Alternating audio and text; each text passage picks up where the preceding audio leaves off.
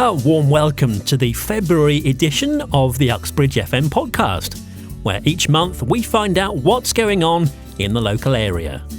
Coming up, we'll chat to the Hillingdon Artists, we'll hear news from the allotment, there's a charity Firewalk coming up, news on comedy and much, much more. First off, grab your easel and paintbrush. We're off to the Pavilions shopping centre just across from Wilkinson's, where the Hillingdon Artists currently have their shop. So I'm with Benita, who's part of the Hillingdon Artists. It's quite a big place you've got here, isn't it? Yeah, it's a very large space. And what I like is that actually it's got good lighting and it looks like a proper gallery, but it hasn't got that feeling that you can't come in and just wander. Like some galleries, you kind of don't feel like you could just wander in without an appointment. So we don't have that feel here. It's much more friendly, and we like to chat to all our customers and show them different pieces of work. And what is Hillingdon Artists? It's a group of artists, obviously. So Hillingdon Artists, I can't remember when it was started, but it's been going a long time. We've only really had a gallery since last year, like this kind of gallery. Normally they exhibit in places like the Barn, in Ruislip, and other kind of venues, which they're only kind of pop up for a couple of weeks, whereas this is much better for us because we can leave the work sort of ongoing and then people can come back. And some things are for sale? I think pretty much everything is for sale. Some are not for sale, but most things are for sale. And it's a mixture of paintings, there's some sculptures.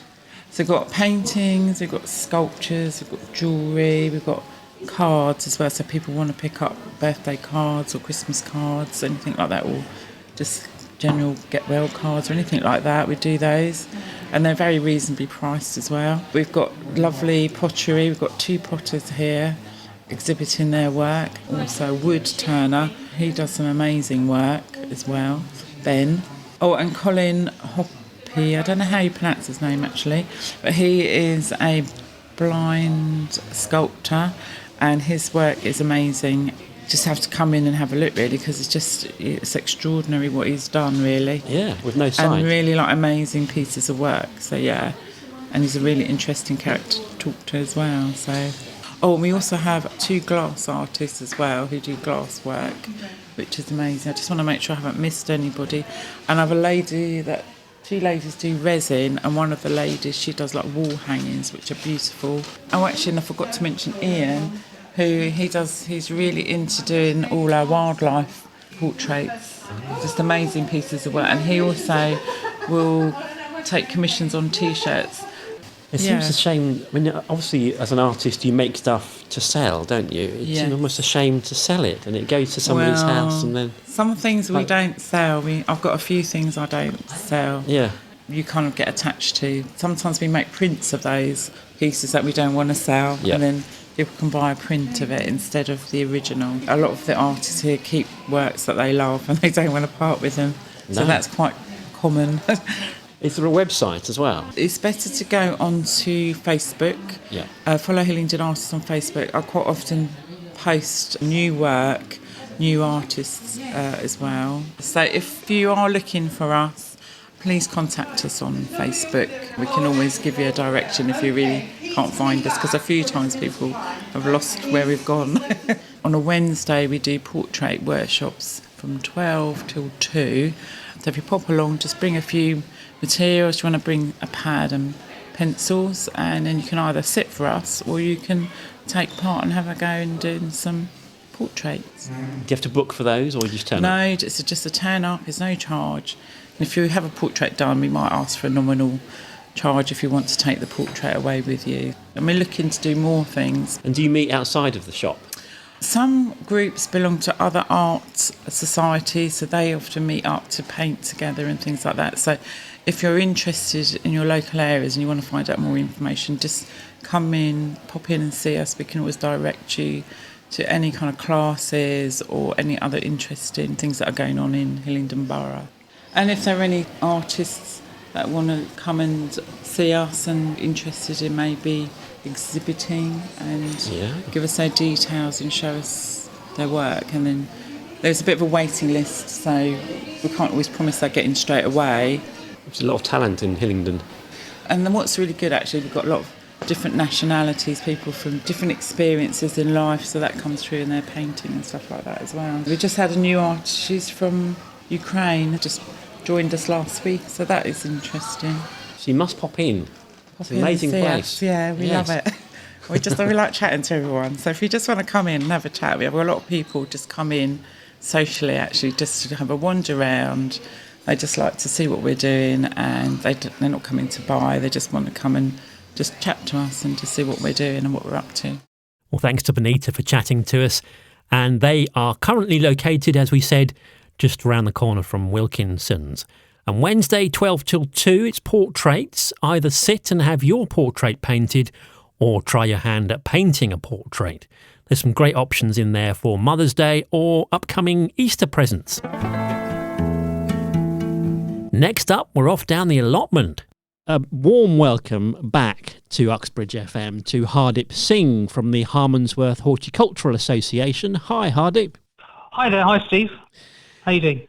Yeah, I'm doing all right. It's a bit chilly at the moment, but what's happening on the allotment? Well, this time of year, Steve, I'm actually trying to look at planning forward for the spring, looking at where I'm going to plant things, what I'm going to plant, ordering seeds, and also looking at the soil, because at the moment the soil is pretty wet because we've had a few weeks ago a real sort of heavy downpour. So really got to be careful about walking on the soil, digging the soil, because if it clings to your boots and it's sticky, it's not really the sort of soil we should be working with at the moment. So I'm spreading over a lot of rotted manure all over the planting area. Well rotted manure that sort of even compost decomposes and really enriches the soil ready for the planting season. And it's really important not to put any seeds into the ground if the soil is wet, because they will just rot and you'll be really disappointed. So things that I have started putting in, because the soil is not too bad, it's getting a bit nice and crumbly and fine, are stuff like broad beans, shallots, and in the greenhouse I've actually started my cauliflowers and kale, and those have all come out. So it's an unheated greenhouse, so they just need really to be slightly warm, and in a greenhouse, unheated greenhouse does provide that. And also potatoes. It's a really good time of year to pop down to your local garden centre and look at the loads of different types of potatoes that are available. And I've bought my potatoes, I've sort of put them into a sort of shallow box with the rows uppermost.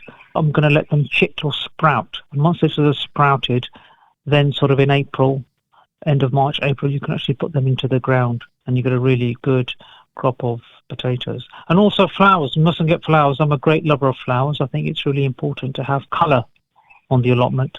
So it's about beginning to think, what sort of flowers can I start planting now? So I've started my sweet peas. They're just so easy to grow. Wonderful abundance of flowers in spring and sort of early summer.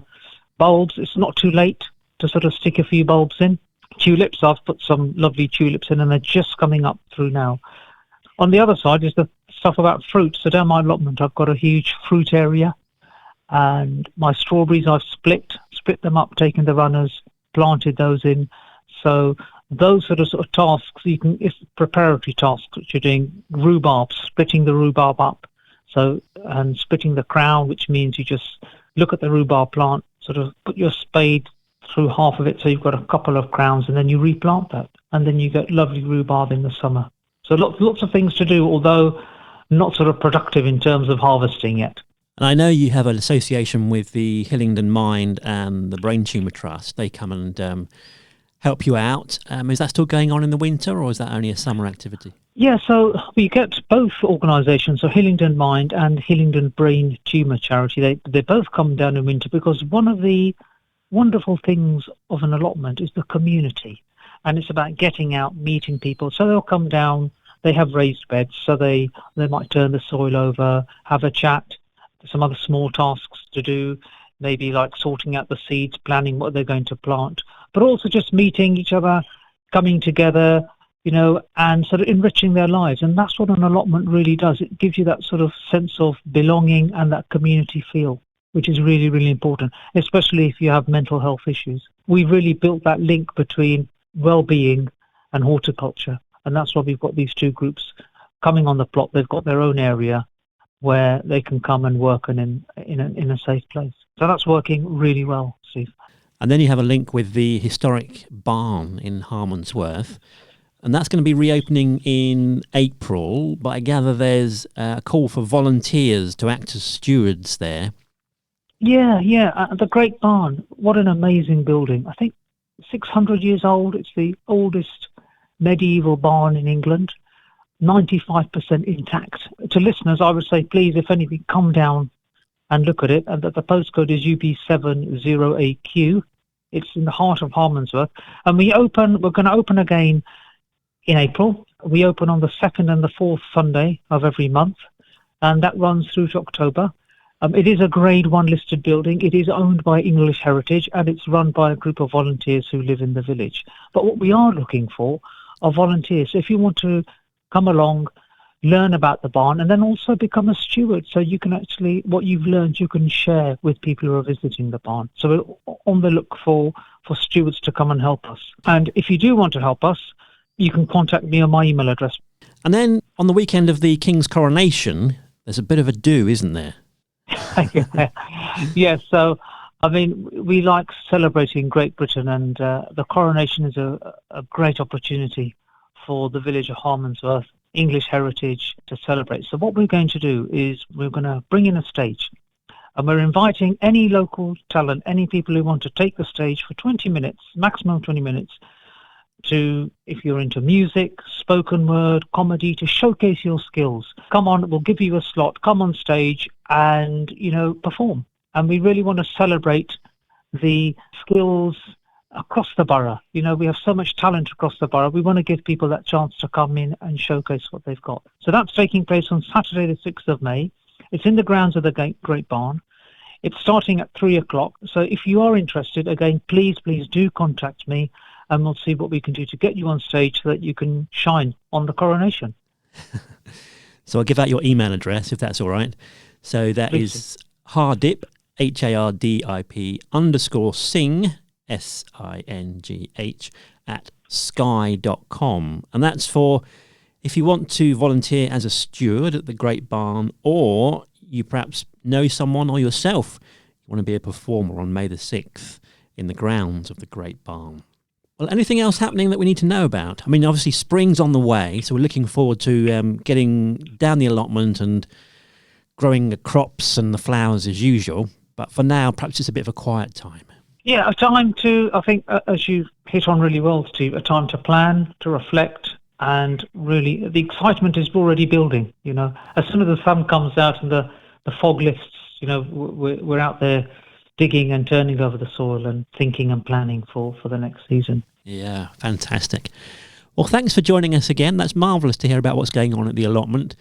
And we'll catch up again in a couple of months or so for spring, I guess. Brilliant. Thank you. Now, have you ever thought about trying a firewalk? I must admit it's one of those things I'd quite like to have a go at. Harefield Hospital are giving us the chance to help raise some much-needed money for the amazing service they provide by doing a sponsored firewalk. Let's find out more about that. On the line now is Rhianne, who is from the Royal Brompton and Harefield Hospitals charity. Hello there. Hello, hi. Now, I gather you've got an event coming up, a very exciting event. Tell us a bit about that.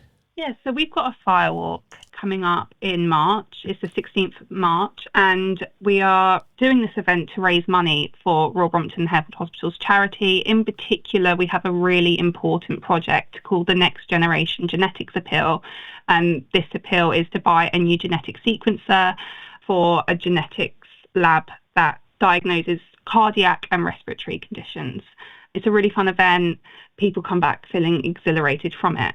And that is on March the 16th at 5 p.m. And it's going to be at the Koi Carp in Harefield. Nice food, by the way, there as well. So tell us about the fees and the sponsorship.